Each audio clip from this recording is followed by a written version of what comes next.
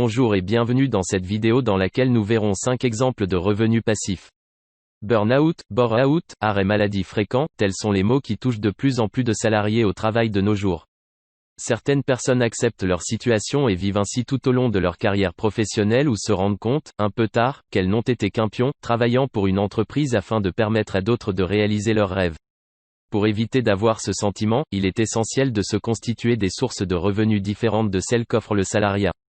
C'est avoir un ou plusieurs revenus passifs et alternatifs qui permettront aux gens qui veulent changer leur situation d'atteindre l'indépendance financière et de vivre à leur tour leurs propres rêves. Pour vous aider à y arriver, voici 5 exemples de revenus passifs. Avant de commencer, assurez-vous de vous abonner à la chaîne YouTube pour ne manquer aucune nouvelle vidéo. Vous pouvez également télécharger gratuitement le guide de la liberté financière. Revenu passif numéro 1, l'immobilier. L'immobilier est sans aucun doute l'un des meilleurs moyens de se constituer des sources de revenus passifs si on fait ce qu'il faut pour automatiser les processus. La recherche et la sélection de biens rentables est ce qui prend le plus de temps.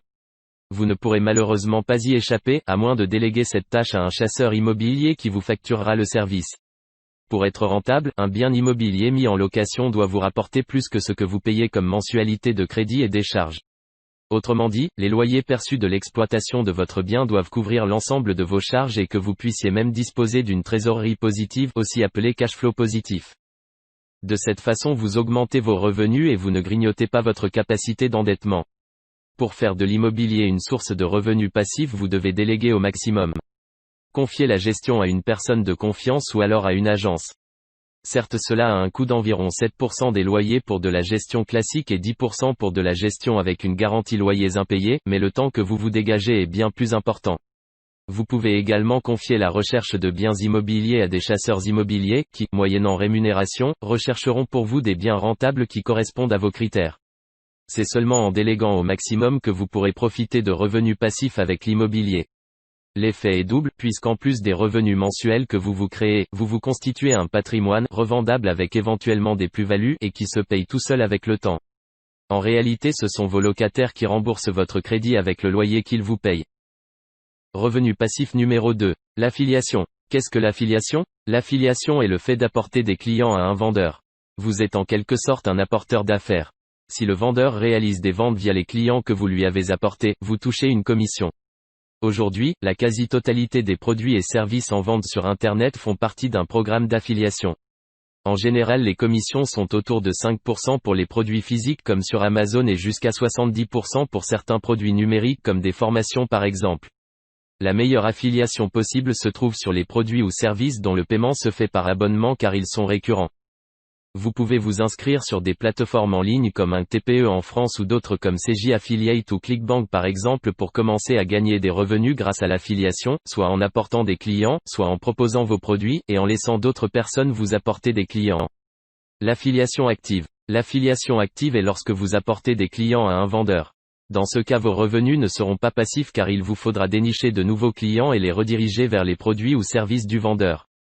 À chaque achat effectué par l'une des personnes que vous avez envoyées, vous touchez des commissions. Le gros du travail se situe dans la recherche et le ciblage de prospects potentiels. Si vous avez un blog ou un site internet sur une thématique particulière, vous pouvez facilement trouver des prospects pour des produits en lien avec votre thématique. L'affiliation passive. L'affiliation passive n'est pas le fait de chercher vous-même vos propres clients mais de les accueillir. Vous n'êtes pas apporteur d'affaires, mais récepteur. Ainsi, vous devez avoir vos propres produits que vous mettez en vente sur votre site et en offrant la possibilité aux gens de toucher des commissions sur les ventes et ils vous apporteront plein de nouveaux clients. L'avantage de créer un programme d'affiliation est de toucher des personnes que vous n'auriez de toute façon pas réussi à atteindre, d'où des commissions assez élevées, notamment pour des produits ou services numériques. Une fois les ventes réalisées, votre programme se charge de calculer les commissions des différents affiliés et de leur reverser leur part. Le logiciel que j'utilise s'appelle System.io. Ce qui est bien, c'est que vous pouvez aussi en faire la promotion. Si ça vous intéresse, vous trouverez le lien dans la description ainsi qu'un livre numérique qui vous explique et vous montre comment il fonctionne et ce que vous pouvez faire. Revenu passif numéro 3, le prêt aux entreprises. Garder son argent en banque sur un livret ne vous rapportera rien. Il est utile d'avoir un peu d'argent de côté pour faire face à des imprévus, mais pour gagner de l'argent, votre livret d'épargne n'est pas le support le mieux adapté. Dans ce cas, transformez-vous en banque. La banque recueille votre argent sur différents supports d'épargne à taux d'intérêt faible comme le livret de développement durable ou le livret A par exemple. Avec cet argent qu'elle récolte, elle va prêter une grosse partie à des particuliers mais aussi à des entreprises. Certaines entreprises éprouvent cependant des difficultés à obtenir le financement dont elles ont besoin pour se moderniser ou pour se développer. Le financement participatif a eu un développement fulgurant ces dernières années, permettant à de nombreuses entreprises d'obtenir le financement dont elles avaient besoin et que les banques leur refusaient. Pour le prêteur, l'avantage est de bénéficier d'un taux d'intérêt bien supérieur à ce que sont rémunérés les livrets bancaires. On parle de taux compris entre 4 et 10%. Au début, avoir des taux proches des 10% n'était pas rare alors qu'aujourd'hui, avec des taux bancaires extrêmement bas, on est plus autour des 4 à 5% car les banques prêtent plus facilement et à des entreprises auxquelles elles ne prêtaient pas auparavant. Des plateformes comme Unilend ne mettent plus d'entreprises en avant, faute de projets intéressants, nouveaux et peu risqués. Le principe du financement participatif est simple. Vous vous rendez sur une plateforme de financement participatif comme Unilend par exemple et vous y déposez des fonds. Ceux-ci ne sont pas sur les comptes de la société, mais sur un compte tiers auquel la société de financement n'a pas accès direct. Vous avez une liste de projets qui vous sont proposés et vous choisissez ceux sur lesquels vous souhaitez investir. Vous saisissez le montant que vous voulez prêter et le taux d'intérêt que vous souhaitez recevoir. Votre proposition sera acceptée lorsque tous les fonds auront été recueillis et que le taux proposé sera dans la moyenne, sinon il faudra refaire une offre avec un taux inférieur. Revenu passif numéro 4, les abonnements. Les produits ou services à abonnement sont une des sources de revenus les plus intéressantes qui existent. En plus d'être passive, cette source de revenus est récurrente ce qui permet à la fois d'estimer avec une assez bonne précision combien on gagne, mais aussi combien on va gagner. L'idéal étant de fournir un service car il n'y a pas de livraison ni de logistique à s'occuper, ou alors un produit numérique, tel qu'une formation ou encore un logiciel. Voici quelques exemples de revenus à abonnement. Vous aimez passer des soirées à regarder une émission, un film ou du sport ? Vous avez certainement un abonnement à Canal+, Netflix ou encore beIN Sport. Aujourd'hui, la quasi-totalité des personnes vivant en France ont un téléphone portable. Certains en ont même plusieurs.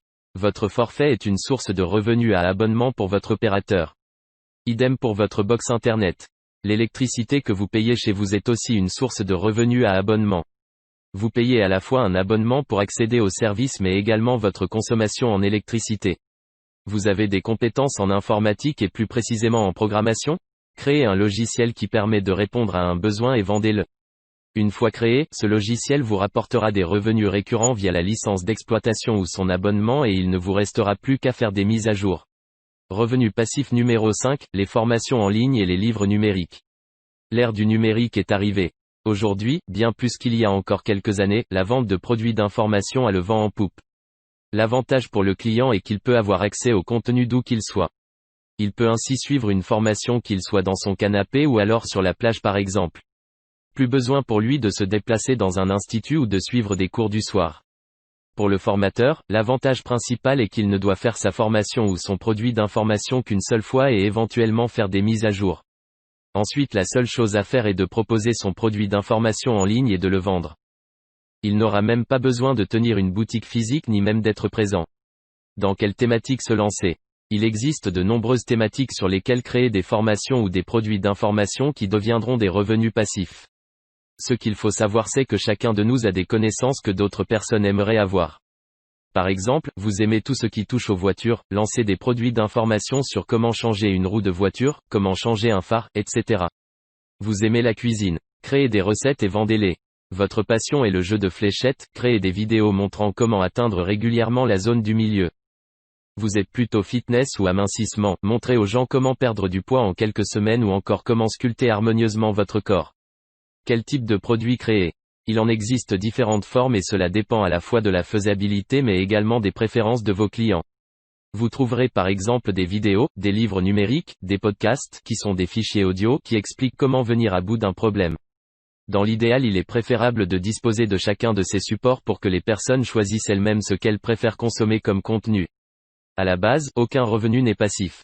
Vous devez avant tout travailler en amont afin de créer et vendre quelque chose d'intemporel et qui se vend régulièrement. Selon le type de produit ou de service, vous devrez ensuite automatiser au maximum les processus afin de faire en sorte que vos ventes deviennent automatiques.